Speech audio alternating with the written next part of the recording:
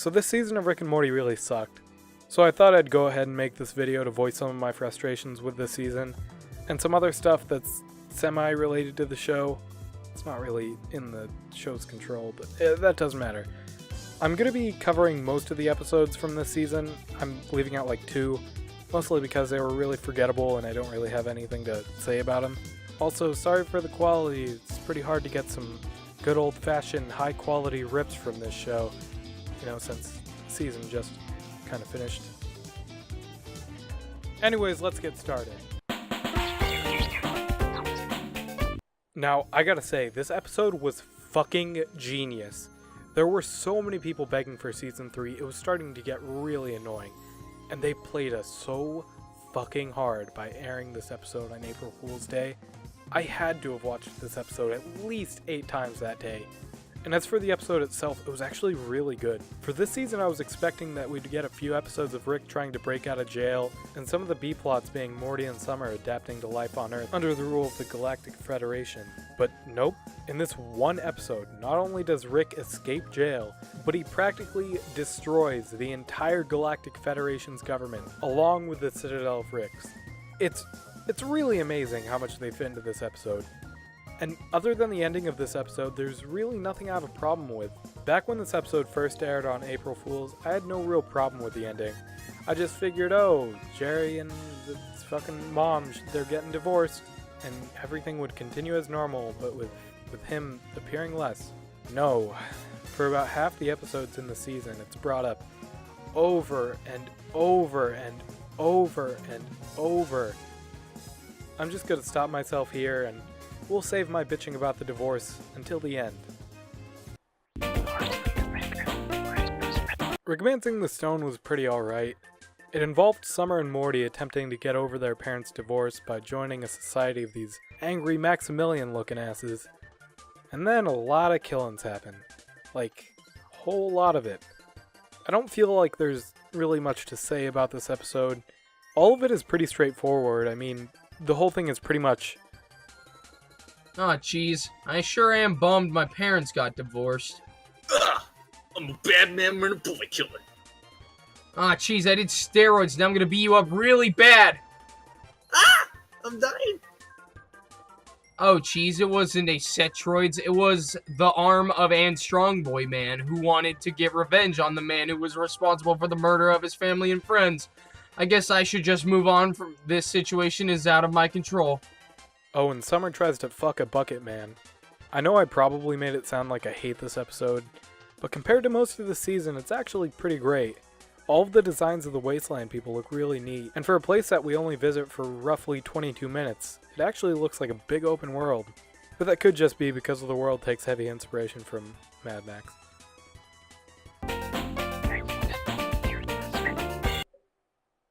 Fuck this episode.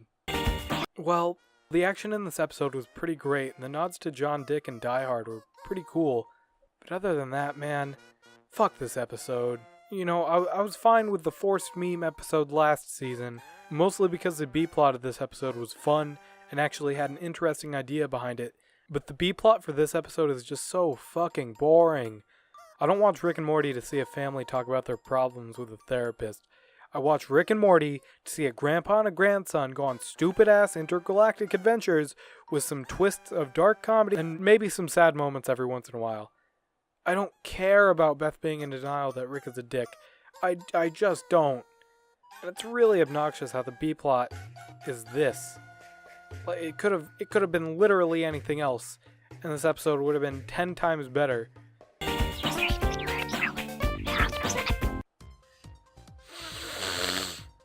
This episode was okay. There was nothing really good or bad that happened in it. I guess the whole not being able to die force field thing was pretty cool. But other than that, there was nothing that really wowed me in this episode. I just want to point out that this is the first episode to fully focus on Rick and Morty. No fucking randos stealing the spotlight from the actual interesting characters. Just full on Rick and Morty. After the boys go on a super hardcore adventure, they realize that they need a little break. So they go to a spa to relax and unwind. and they end up trying out a machine that removes all the toxins from the body. So all the stuff Rick and Morty hate about themselves manifests into a toxic, snot-covered version of our main characters. And the toxic Rick hatches a plan to get him and toxic Morty back into their detoxified bodies. Honestly, this episode is a little Like, all the scenes with toxic Rick and Morty are great. Like, seeing a version of our main characters with their personalities cranked up to 11 was something I honestly never thought I'd see on this show. But other than that, it feels like not much happens in this episode. Like, it's still a fun time, but it probably could have been done a little better. Holy fuck, an actual good episode. And what do you know? It's another one that actually stars Rick and Morty. And Rick, Morty, and Rick, and Morty, and Rick and Morty, and Rick and Morty, and Rick and Morty. This whole episode shows how the Citadel is rebuilding after Rick absolutely fucked it. There's just a lot of nice little compact stories in here. It was really cool seeing how these Ricks and Mortys live their lives on the Citadel. Like how there's Ricks and Mortys that are cops and like crazy ass drugged up Mortys. It's cool to see something that was seemingly a utopia for these assholes is actually got some messed up shit going on behind the scenes. And the really obvious twist at the end was really cool. I knew from interviews before Season 3 started, they said that they wanted to revisit Evil Morty in an episode, and up till this point I was worried they either weren't going to do it, or they were going to save it till the finale. And I'm glad he got to appear in what I consider to be the best episode in the entire season. This episode was just bleh.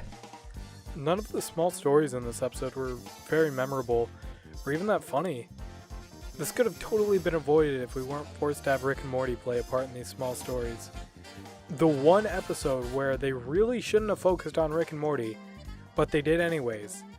Haha, I sure am glad I couldn't have just sat down and fucking seen the boys watch some fucking TV. They really should have just done the improv sketches. The short stories just felt like episodes that were scrapped because they weren't good enough to become a full episode. Now, I'm extremely conflicted on this episode. Like, everything up until the ending is great. It's pretty much just Rick and the President being really petty assholes to each other, and Rick doing good stuff just to piss off the President. Everything up until the ending is a fun time, but the ending, it's what really ruined this whole season for me. So a good chunk of the episodes this season involve or mention the divorce between Beth and Jerry. So, pretty much because of this divorce, we got episodes mostly focused on how the characters are coping with the divorce, most of which were just really boring or just flat out bad episodes. So, how do you think they end off this season? By having the two characters who pretty much caused this entire season to be garbage get back together, of course. When Beth and Jerry said that they were getting divorced, I really didn't fucking care at all. I don't care about these characters or their marriage. They have some good moments for sure, but I really don't care about these characters one bit. The show is fucking called Rick and Morty. The only characters I give a shit about are Rick, Morty, and Summer. Thanks to this fucking stupid idea by the writers, we had to deal with a boring season where the focus of the show was shifted because of the two most uninteresting characters in the entire series. Now I'm just gonna come out and say it. I feel like for the most part the whole Rick and Morty fanbase's Cancer XD thing is kind of a big old load of BS. Don't get me wrong, there was a lot of annoying shit some people did. And really quick, I'd like to mention this video. As much as I would love for this to be real, it's just some dumbass pulling a sick prank. And I just gotta say, this person is the biggest fucking idiot. Like, congrats, you acted like a Spurg in public. That was a really good prank, you really got everyone good there. Don't worry, we're not laughing at you. We know that you were just pretending to be retarded. We know you don't actually act like that, XD. Seriously though, fuck this Spurg. Anyways, the point I'm trying to make is, there were a lot more people complaining about cringy fans than people actually being obnoxious Spurgs. I mean, there was that one dude who traded his car in for some of that goddamn meme sauce. But my point still stands. Honestly, I feel like my disappointment in this season comes partly from everyone who hyped it up. And I'm gonna sound like a hipster douchebag for a second, but I think a problem was with some of the fans that hopped on during the downtime between seasons 2 and 3. Before season 3 aired, the fan base was pretty chill. I remember going on places like the Rick and Morty Epically subreddit, and just seeing a bunch of stoners talking about the show, And before you comment something like, "No, Mason, you're just a silly goose. The fan base has always been the same bunch of spurgs," I actually have some proof to back up my little theory. Just take a look at the numbers. Back during Season 2, only a few episodes made it over 2 million, while almost every episode of Season 3 got over 2 million no problem. And even then, if they just announced the Rick Shank redemption maybe a day or two earlier, it would have easily gotten over 2 million viewers. Now, I'm not putting all the blame on the fans. A heavy amount of the blame should go to the writers and the crew for putting out one of the most disappointing seasons in an animated comedy since fucking South Park thought it would be a good idea to have a serialized plot throughout the whole 20th season. Well, there's not really much we could do now but wait and hope Season 4 has actual effort put into it.